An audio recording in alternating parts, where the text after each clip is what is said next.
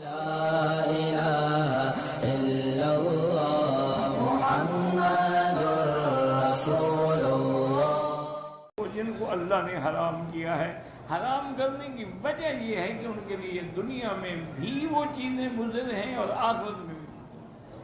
اب تو یعنی یقین کریں نا جی کہ خنزیر اور شراب جو ہے یہ انگریزوں کے لیے تو سب سے بڑی چیز ہے۔ شراب کے بغیر تو تصور ہی نہیں کر سکتے۔ اتنے ہوٹل ہیں وہاں پانی مانگے تو حیران ہو کے دیکھتے ہیں کون پاگل آ گیا پانی مانگ رہا ہے، یعنی ہوٹلوں میں ان کے پانی ملتا ہی نہیں۔ بہت لائٹ قسم کا مسئلہ ہو تو بیئر دے دیں گے آپ کو، ورنہ تو وہاں وائی نہیں ہوتا، شراب ہی ہوتا۔ اچھا، اسی طرح ان کی سب سے پسندیدہ ڈش جو ہے وہ خنزیر کا گوشت ہوتا ہے۔ اب جناب خود قائل ہو گئے ہیں کہ شراب بالکل بری چیز ہے، اور قانون بنا دیا انہوں نے کہ 18 سال کی عمر سے چھوٹا آدمی اگر جائے تو کوئی دکاندار اس کو شراب نہ دے۔ ہاں بڑا ہو جائے پھر اس کی مرضی، خود ہلاک ہونا چاہتے ہیں تو ہو جائے۔ اچھا، اسی طرح پہلے ہم جب جاتے تھے یورپ میں، امریکہ میں، تو قد عدم بوتلوں کے اشتہار لگے ہوئے ہوتے تھے اور بڑے غلیظ قسم کے اشتہار لگے۔ اب انہوں نے وہ بھی سب ہٹا دیے ہیں کہ یہ اشتہار دیکھ کے آدمی کو رغبت پیدا ہوتی ہے شراب پینے کی۔ وہ بھی یعنی وہ مان گئے ہیں کہ یہ مضر ہے۔ وجہ یہ ہے کہ یاد رکھو کہ انسان کو اللہ نے اشرف المخلوقات بنایا ہے، کیونکہ اللہ نے اس کو عقل دیا۔ جب عقل چلی گئی پھر تو وہ حیوان ہے۔ اور شراب کا تو کام ہی یہی ہے کہ ما خامر العقل، جو عقل کو ختم کر دینا۔ بہن کا مت فرق ہے، بیوی کا فرق ہے۔ اب انہوں نے بھی مان لیا ہے کہ یہ مضر ہے۔ اچھا، خنزیر کا گوشت ہے، اب وہ بھی کہتے ہیں کہ خنزیر کے گوشت کھانے والے کے گردے جو ہے نا وہ خراب ہو جاتے ہیں اور گردے موٹے ہو جاتے ہیں۔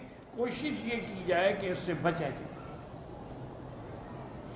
اور ایک نئی ریسرچ ان کی یہ بھی آئی ہے کہ خنزیر کے گوشت کھانے کے اندر اللہ کی شان ہے کہ اس کے اندر غیرت کا مادہ نہیں رہتا۔ وہ اپنی بیوی کو کسی کے ساتھ لیٹے ہوئے دیکھے گا کہ ٹھیک ہے انجوائے کرو، میں کسی اور کے ساتھ انجوائے کرتا ہوں، غیرت ختم ہو جاتی۔ یہ خنزیر کا خاصہ ہے کہ جو وہ گوشت کھاتے ہیں ان میں غیرت نہیں، اس لیے اب وہ بھی ان باتوں کو ماننے لگ گئے۔ میں ایک دفعہ پیرس میں گیا تو وہ میں کسی پروگرام کے بغیر گیا تھا۔ اصل میں میری ٹکٹ جو تھی نا جی وہ لندن جدہ تھی، لیکن اس میں مجھے گنجائش تھی کہ میں لندن پیرس جدہ چلا جاؤں۔ تو میں نے کہا پیرس مفت میں ملتا ہے، ٹکٹ ہی نہیں خریدنی پڑتی۔ تو اس لیے میں نے ایجنٹ سے کہا کہ تم ایسا کرو کہ میری ٹکٹ اب یوں بناؤ، لندن پیرس جدہ، لیکن درمیان میں مجھے 24 گھنٹے کا سٹے بھی دے دو۔ اس نے کہا ٹھیک ہے۔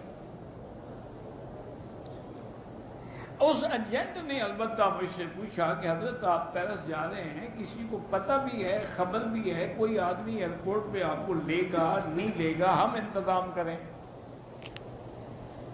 میں نے کہا نہیں آپ بالکل انتظام نہ کریں، میں بالکل خاموش ہو کے بغیر کسی اطلاع کے اور بغیر کسی پروٹوکول کے جانا چاہتا ہوں۔ میں نے کہا جی آپ کو تکلیف ہوگی۔ میں نے کہا بس چھوڑ دیں، ایک تو دن میں نے گزارنا ہے۔ بہرحال میں چلا گیا، لیکن اللہ کی شان یہ ہے کہ ایئرپورٹ پر ایک آدمی میرا انتظار پہلے کر رہا تھا۔ تو میں حیران ہوا، میں نے کہا بھئی آپ کو کیسے پتہ ہے؟ اس نے کہا جی مجھے تو پتہ اس لیے لگا ہے کہ ہمارا جو میڈیا ہے نا اس میں ایک خبر آئی تھی کہ مکی صاحب فلاں دن پیرس آ رہے ہیں، ہم نے تو جلسے کا اعلان بھی کیا ہوا ہے۔ میں نے کہا تم نے اچھا پھنسایا بھائی۔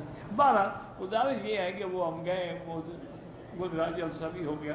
دوسرے دن ہم سیر کر رہے تھے، ایفل ٹاور جو ہے وہاں کا مشہور، اور شاندشی جو روڈ ہے وہ بڑی مشہور ہے، تو وہاں کافی دیر ہو گئی ہمیں۔ اب میں سوچ رہا تھا کہ آج کا کھانا جو ہے نا بڑا مشکل ہے۔ پہلے تو دعوت تھی نا، وہ تو انہوں نے انتظام کیا تھا نا حلال کھانے کا، اب کیا ہوگا؟ ابھی میں سوچ رہا تھا کہ ایک آدمی بڑی محبت سے مجھے آ کے ملا، استاد آپ ہم کو پہچانا، ہم آپ کا شاگرد ہے، بنگالی ہے۔ میں نے کہا ابھی پہچانا، کیا کہتا پہچانا؟ میں نے کہا نہیں ٹھیک ہے، کیا بات؟ انہوں نے کہا نہیں یہاں میرا ہوٹل ہے، چلے میں آپ کھانا کھلاؤں۔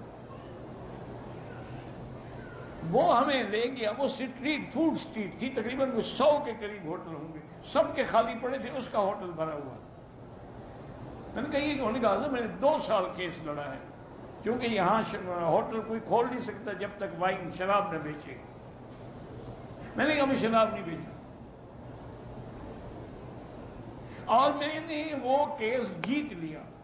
اب میں شراب کے بغیر، یہ واحد میرا ہوٹل ہے، اور یہ واحد میرا ہوٹل ہے جہاں میں اپنا ذبیحہ بکرا ہو مرغی ہو خود ذبح کرتا ہوں اور لے کے آتا ہوں۔